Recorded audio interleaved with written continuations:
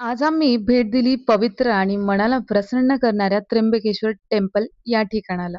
खरंच सांगायचं झालं तर इथला अनुभव शब्दात सांगणं खूपच कठीण आहे. कारण इथं आल्यावर मनाला एक वेगळीच शांतता आणि सकारात्मक ऊर्जा जाणवते. त्र्यंबकेश्वर येथे असलेलं गजानन महाराज टेम्पल पाहताना अक्षरशः श्री गजानन महाराज टेम्पलची आठवण झाली. मंदिराची रचना, स्वच्छता, भक्तिमय वातावरण आणि भाविकांची सेवा पाहून मन अगदी भारावून गेलं. मंदिर परिसरात सर्वत्र भक्तिमय वातावरण होतं. कुठे नामस्मरण, कुठे आरती, तर कुठे भाविक शांतपणे दर्शनासाठी रांगेत उभे होते.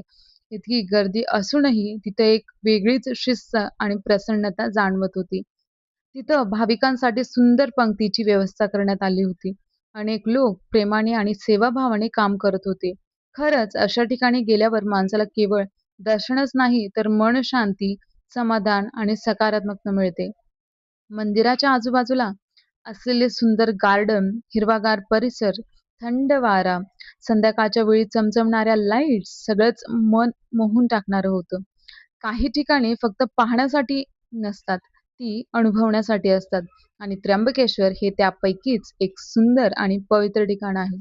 देवाकडे काही मागायचं नसतं, फक्त तिथं जाऊन मन शांत करायचं असतं.